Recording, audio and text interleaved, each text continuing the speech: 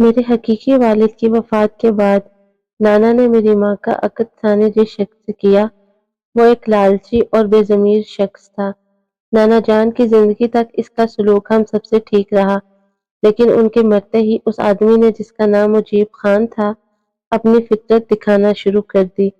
مجیب ابا کی اپنی کوئی اولاد نہ تھی، لہٰذا اسے میری ماں کے پہلے شوہر کے بچوں کو پالنا پڑا۔ میرے حقیقی والد ذاتی مکان اور کچھ اراضی چھوڑ گئے تھے، ہمارا خرچہ اسی جائیداد سے نکل آتا تھا۔ پھر بھی مجیب ابا کو ہم خار کی مانند بھٹکتے تھے۔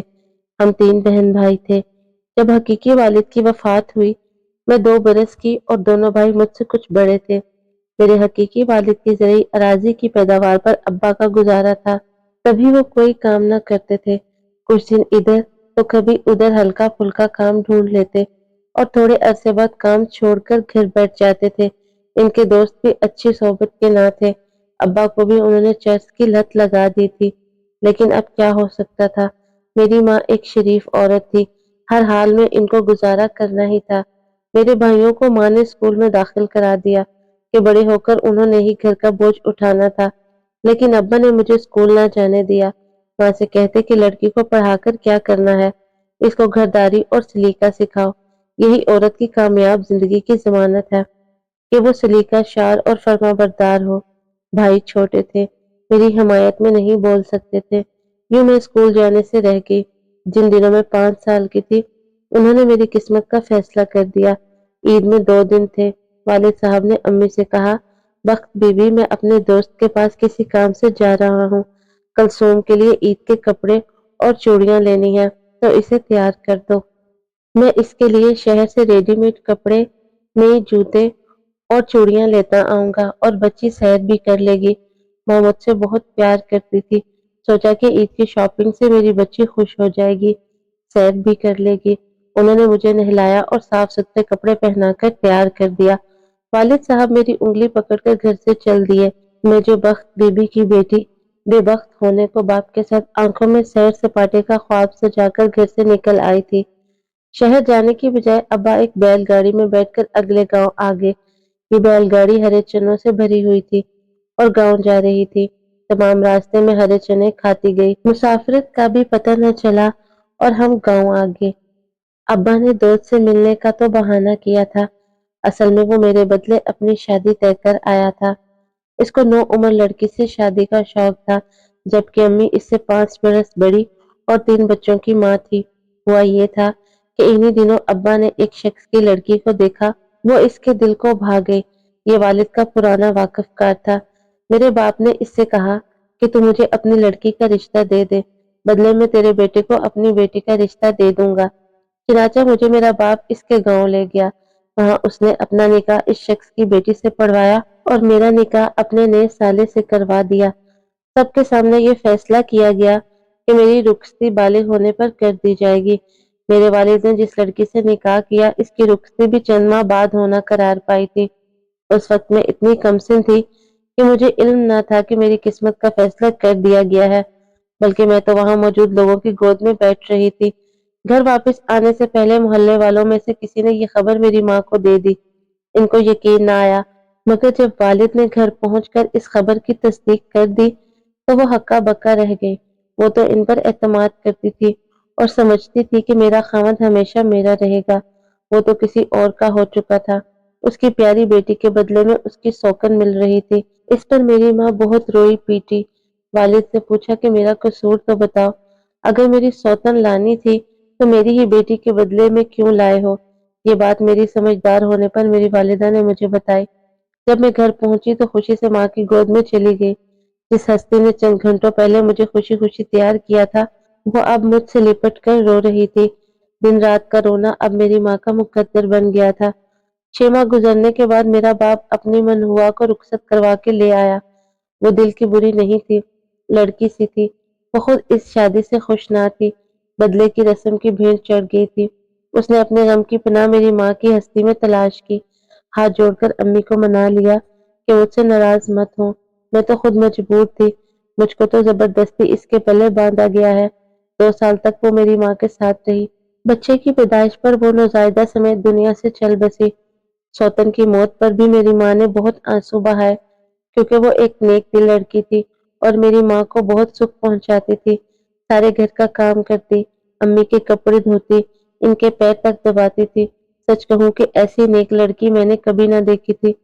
जब मैं समझदार हो गई तो सहेलियों के मुंह से अपने खामद का नाम सुना और अपने अनदेखे जीवन साथी की परस्तिश करने लगी।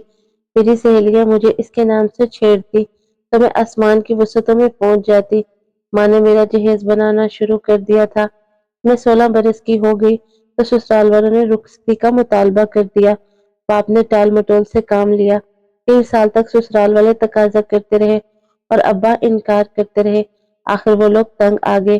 कहा कि तुम अपनी बेटी को रुखसत क्यों नहीं करते, जबकि अब वो बड़ी हो गई है। मैं अपनी बेटी को रुखसत नहीं करूंगा, वो अभी छोटी है। जब मेरी मर्जी होगी तब रुखसती दूंगा। तुम लोगों को जल्दी है तो तलाक दे दो। वो बोले, तलाक की बात क्यों करते हो, जबकि रिश्ता बदले का था और हमने अपनी बेटी वादे के मुताबिक पक्का रुखसत करके तुम्हारे हवाले कर दी थी। अब वो मेरे पास तो नहीं है ना। इसकी उम्र इतनी ही थी। मौत और हयात तो अल्लाह के हाथ में है। हमने तो जिंदा रुखसत करके दे दी थी। अब अगर इंतकाल कर गई है तो इसका मतलब ये नहीं कि तुम अपनी बेटी की रुखसती ना दो। मगर अब्बा के दिल में फतूर आ चुका था। वो अपने वादे से मुनहरिफ हो गए।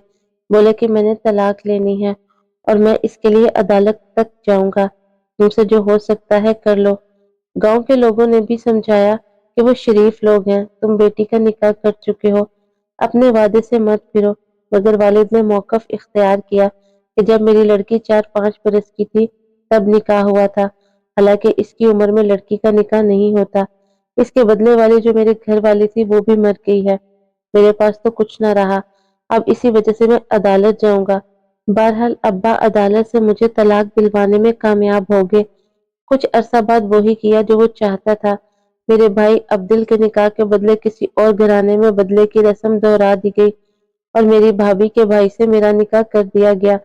भाई की दुल्हन रुखसत होकर घर आ गई, मगर इस दफा मेरे वालिद मेरी रुखसती ना की, बल्कि ससुराल वालों से 1 साल की मोहलत मांग ली। भाभी का भाई जिससे मेरा अकद सानी हुआ था, किसी लड़की के इश्क में गिरफ्तार था। उसने मुझसे सिर्फ इसलिए निकाह किया था कि इसकी बहन की शादी वट्टे सट्टे के बगैर नहीं हो सकती थी। अब्बा को जब इस अमर का इल्म हुआ कि वो मुझसे शादी नहीं करना चाहता तो उसको बड़ी खुशी हुई। उसने माँ से कहा, ये अच्छा हुआ, अब मैं उस लड़के से कहता हूँ कि हक मेहर की आधी रकम दे दो, हम तुमसे खुला ले लेते हैं। इस तरह तुम अपनी पसंद की शादी कर लेना और हम इस रकम से अपनी बेटी की किसी और जगह शादी कर देंगे। जब मेरे चचा ने ये सुना तो कहा, मुझे शर्म करो, बेटी बिकाऊ चीज नहीं होती, तुम लड़के से क्या बात करने चले हो। इसके बुजुर्गों से बात करो जिनकी मर्जी से रिश्ता हुआ था। क्या दोबारा खुला के लिए बेटी को अदालत ले जाओगे? जो बात करनी है कचहरी में जाने की बजाय जुबानी कलामी कर लो या बरादरी को हमरा ले लो। लेकिन अब्बा के दिल में तो लालच ने घर कर लिया था। उन्होंने किसी की ना मानी और इन लोगों से जानबूझकर फड्डा करके तलाक का मुतालबा कर दिया।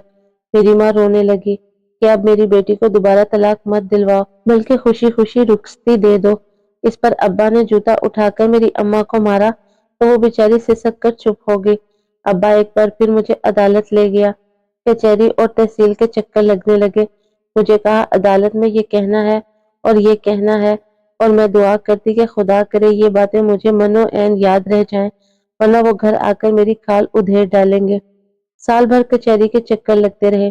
जिससे निकाह हुआ था उसने अदालत में बयान दिया कि मैं किसी से इश्क नहीं करता, कलसूम मेरी मनकुआ है, मैं इसके साथ जिंदगी बसर करना चाहता हूँ। लेकिन मेरा बाप डरा डरा कर वही बयान दिलवाता था जो वो चाहता था। बिला आखिर इस बार भी मुझको खुला दिलवाने में कामयाब रहा। वो मेरे तीसरे निकाह की तैयारियां करने लगा तो माँ ने कहा, कलसूम तो खुद से कह दे कि अब मैं निकाह नहीं करूंगी, बस बहुत हो गया। मैंने अब्बा से जुर्रत करके कह दिया। वो बोला, बस बेटी ये आखिरी दफा है, तेरे दूसरे भाई का घर भी तो बसाना है। यहाँ वट्टे सट्टे के बगैर लड़की की शादी नहीं हो सकती। तेरे बदले तेरे छोटे भाई का घर बस जाएगा। मैं इसीलिए ऐसा कर रहा हूँ, वरना मुझे और क्या लालच है। अब्बा के तेवर देखकर मैं फूफी के घर चली गई और इनका तमाम अहवाल बताकर कहा कि उम्र भर कंवारी रह लूंगी, मगर ये बार बार निकाह वाला खेल अब नहीं कर सकती। वो बेचारी सोच में पड़ गई कि क्या करे। 2 दिन भी ना गुजरे थे मेरा बाप फूफी के घर चंद लोगों को हमरा आ गया, साथ गांव का मौलवी भी था। ये सब मेरा निकाह पढ़वाने आए थे। किसी को मेरे रोने धोने की परवाह ना थी। उन्होंने जबरदस्ती मेरे निकाह नामे पर अंगूठे लगवाए और चले गए। अब्बा ने फूफी को धमकाया कि निकाह हो गया है, मैं इसका दिमाग दुरुस्त कर लूं तो आप ही मान जाएगी। कुछ दिन ठहर कर मैं इसकी रुखसती कर दूंगा। खुदा की करने निकाह के तीसरे रोज मेरी माँ फौत हो गई। मेरी सगी फूफो हमारे घर आई और चंद रोज मेरे साथ रही। उन्होंने मेरे भाइयों से कहा कि तुम्हारा बाप बेगैरती पर उतर आया है, तुम्हारे घर आबाद है, मगर इसका अपना घर खाली हो गया है। अब ये तीसरी शादी जरूर करेगा, लिहाजा तुम कुलसूम बीबी को जल्द से जल्द रुखसत करने की करो, वरना ये फिर इसकी तलाक दिलवाकर इसके जरिए अपनी शादी का सामान करेगा। ये बात 16 आने सही थी। सो भाइयों ने मेरी निगरानी शुरू कर दी। उन्होंने भी मेरी तनसीखों निकाह के मुकदमों की वजह से काफी खवारी उठाई थी। बड़े भाई के ससुराल वाले अब तक नाराज थे कि तो भाभी ने हिम्मत की और अपना घर ना टूटने दिया, वरना अब्बा ने तो इसकी भी तलाक करवाने पर तुले हुए थे। दोनों भाइयों ने सलाह की कि अगर अब्बा इस बार भी कुलसूम बीबी की रुखसती पर जल्द राजी ना हुए तो हम इसको मकान के एक कमरे में बंद करके ताला लगा देंगे और अपनी बहन की रुखसती कर देंगे। मेरे ससुराल वाले जल्द रुखसती का मुतालबा कर रहे थे। इधर दोनों भाई भी अब्बा पर दबाव डाल रहे थे।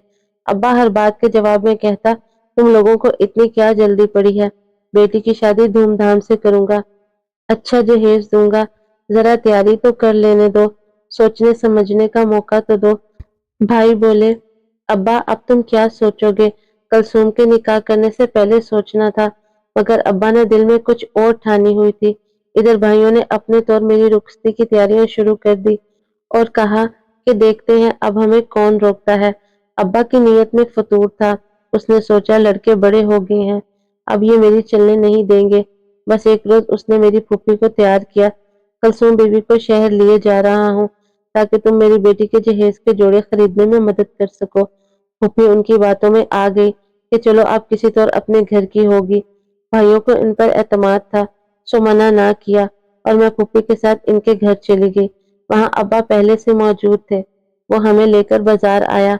वहां फूफी को एक वाकिफ के घर बिठा दिया और कहा कि तुम टांग से लंगड़ी हो, बाजार में रश है, वहां कहाँ चल सकती हो, मैं कुलसुम को अपने दोस्त की बीवी के साथ ले जाता हूँ, वो अपनी पसंद के जोड़े खरीद लेगी। फूफी बेचारी हाँफती कांपती रह गई और अब्बा मुझे बाजार ले गए, चंद जोड़े दिलवाए, फिर उस औरत को जिसको वो दोस्त की बीवी कह रहे थे घर भेज दिया कि फूफी को कहना वो घर चली जाए, हमें खरीदारी में देर लगेगी, मैं कुलसूम को लेकर इनके घर आ जाऊंगा। बाजार में एक सफेद रंग की वैगन तैयार खड़ी थी। अब्बा ने मुझे इसमें बिठाया और खुद आगे कहीं जाकर उतर गए। मैं इसमें बैठी रह गई। मैं समझी वो पानी पीने उतरा है। हसरत से बाप को ढूंढती रह गई। दरअसल उसने इन लोगों से 8 लाख रुपए खड़े किए और रकम जेब में डालकर चला गया। फूफी जब गांव पहुंची तो रो पीट रही थी। अब्बा ने उसको समझा दिया था कि कहना कि कुलसूम मेरे घर आई और थोड़ी देर बाद ही बाहर चली गई, वो किसी के साथ भाग गई है। हर एक से यही कहना, वरना तेरी जान निकाल दूंगा। फूफी अब्बा के डर से हर एक से यही कहती थी कि वो किसी के साथ भाग गई है। भाई इस बात पर यकीन नहीं करते थे, अगर वो कुल्हाड़ी मारते तो किसको मारते। फूफी बेचारी बूढ़ी और अब्बा घर पर था ही नहीं, न जाने किधर गायब था। इधर ससुराल वालों से भी कुछ कहना था। इस बार तलाक का केस आसान ना था। वो इनसे कहते, अब्बा किसी काम से पेशावर गए थे, आ जाएं तो बात करते हैं। वो खून के घूंट पीकर खामोश हो बैठे। अब्बा कराची चला गया। वहां एक 16 साल बंगालन छोकरी को खरीद कर इससे निकाह कर लिया और कराची में ही रहने लगा। इन दिनों कराची में बंगाली लड़कियों के खरीदो फरोख्त का कारोबार जोरों पर था, जिनको इनके दलाल बंगाल से स्मगल करके पर्दा फरोशी करते थे। वैगन वाले मुझे कोयटा ले आए। यहाँ पहाड़ी इलाके के आदमी ने मुझसे निकाह कर लिया। मैंने बहुत कहा कि मेरा निकाह हो चुका है और निकाह पर निकाह जायज नहीं, लेकिन इन लोगों को मेरी कोई बात समझ में ना आई। उन्होंने मुझे खरीदा था तो मैं इनकी बांदी थी। इधर मेरे बाप ने मेरे नए ससुराल वालों के साथ मिलकर थाने जाकर अपने कुछ मुखालफों के नाम मेरे अगवा का पर्चा दर्ज करवा दिया। इधर मैं पहाड़ों में 6 साल कैद रही। इन दिनों क्या हाल लिखूं कि जमीन कांप उठे। कैसे कैसे अजाब वहां ना थे। हम बेशक अमीर ना थे, मगर थोड़ी सी जरिए अराजी से इतना अनाज और रुपया आ जाता था کہ پیٹ بھر سکون کی روٹی کھا کر سو جاتے تھے، مگر یہاں تو جوار کی سوکھی روٹی کے سوا کچھ نہ تھا۔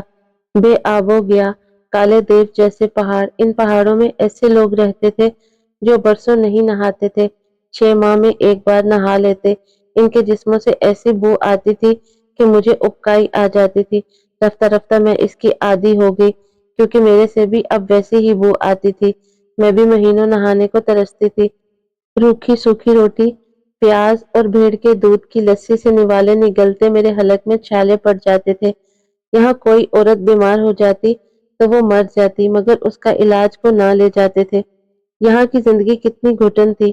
میں نے سوچ لیا واپس جانے کی امید بیکار ہے، اب یہیں جینا ہے اور مرنا ہے۔ ابا کو بددعائیں دیتی تھی، جس نے بڑھاپے میں نئی دلہن کے ارمان پورے کرنے کے لیے مجھے بیچ دیا تھا۔